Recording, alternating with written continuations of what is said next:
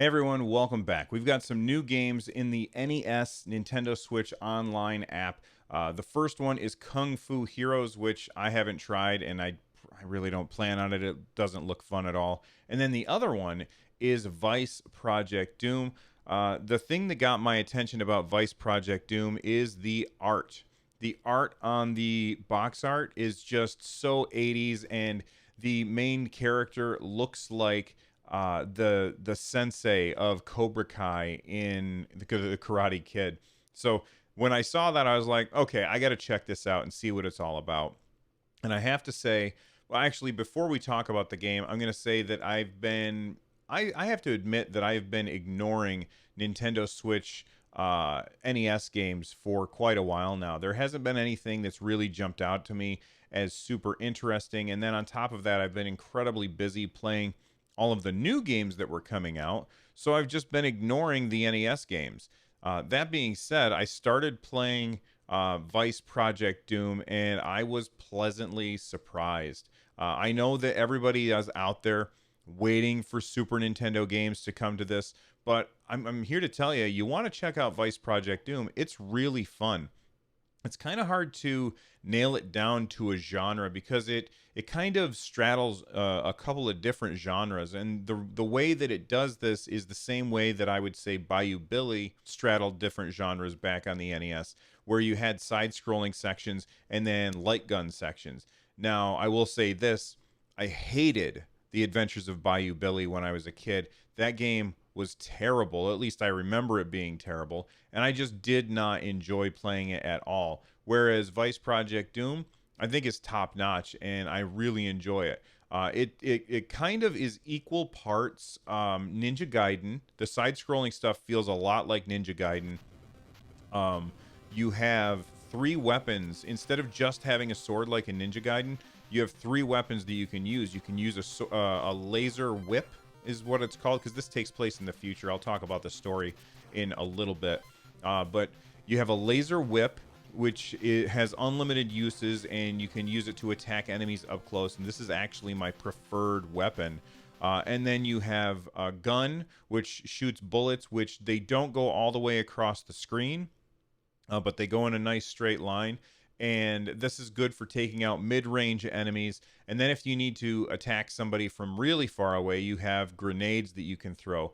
The gun and the grenades have ammo, so if you run out of those, you can't use them anymore. And that's why I really tend to fall back on using the laser whip quite a bit as I'm playing, just to conserve the ammunition for a big boss fight or something where I might need it.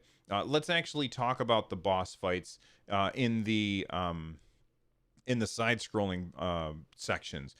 Some of the boss fights are really, really cool. Some of them are really hard. The first boss is actually pretty cool. He can grab like steel girders and throw them at you, and you can jump on top of them and run along them as they're flying across the screen, and then hop off to attack. There's also a giant robotic tank boss that was actually, it's like the biggest boss that I've seen in the game so far. It was by far the easiest boss to fight. There was this other dude that had like a flame attack that killed me over and over and over until I looked up a guide on how to beat him. And of course, you're seeing some of the footage right here of all these guys. Overall, I would say that the side-scrolling stuff is the best part of this game, and it is also a majority of this game. The boss fights are really good. The locations are varied, and the enemies are all behave in different ways that you have to take into account as you progress through the game. Speaking of progression, I'm only about halfway through the game so far, but that's just sitting down this morning. Thank goodness for the rewind feature on the Nintendo Switch, because I don't think I would be as far as I am in the game now if not for that feature. I've been playing using my Nintendo Entertainment System controllers that dock on the side of the Switch. These things are awesome, and if you didn't pick one up, I don't know if you still can, but you should if you can, because these are great. So I'm a huge fan of the side-scrolling part. I think it's awesome, and I've had so much fun with it. But that's not the only part of the game. There's also a part of the game that I haven't hit the second time that you do this, but the first time is the very first moments in the game. The game plays like Spy Hunter. You're in a car driving up the highway, and there are a bunch of other cars that you have to shoot and take out in order to get to the boss at the end, which is kind of like a weird giant tractor trailer. The cars kind of come up the side and then kind of arc down, almost like, I would say, like Galaga, if that makes sense. It's really odd playing a car shooting game like this that controls like Spy Hunter, but plays more like these the shooters from the arcades from back in the day. It's really odd. In addition to that, they also have sections where it's a lot like Operation Wolf. If you're old like me, you probably remember Operation Wolf fondly. We would go in, dump quarters into it. You would hold the gun in your hand and shoot the dudes on the screen. And it was really a lot of fun. And honestly, I would say Operation Wolf was probably one of those games that a lot of us had at home as well on our Nintendo Entertainment Systems with our light gun zapper, and we had a lot of fun with it. This has sections in it just like Operation Wolf. However, you have to remember ammunition is limited, just like in the side-scrolling segments in the Operation Wolf style segments. So you have to be very careful as to what you're shooting. Don't just spam or you will run out of ammo and eventually get killed.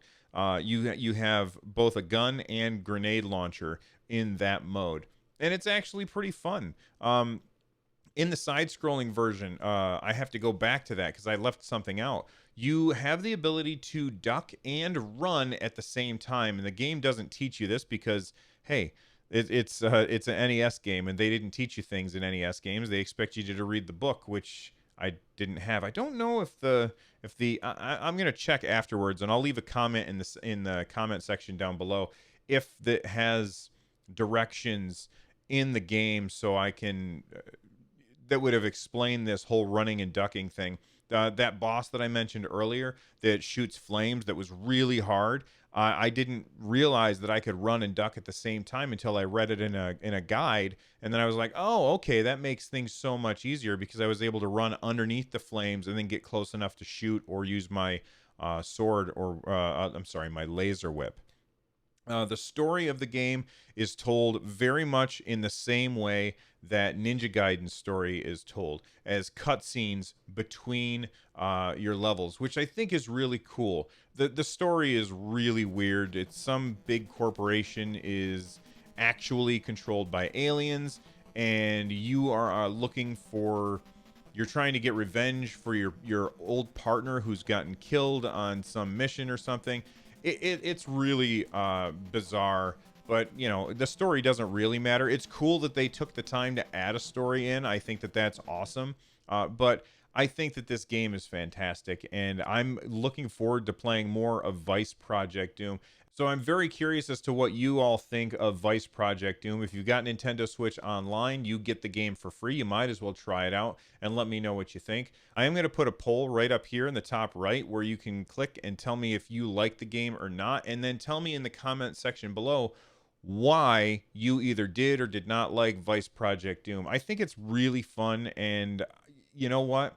If we don't get Super Nintendo games soon, I would hope to get more diamonds in the rough that I just didn't know about for the Nintendo Switch that used to be on NES. So anyway, that's all for now. If you enjoyed the video, hit like, hit subscribe, all that stuff, and I'll see you guys next time. Bye-bye.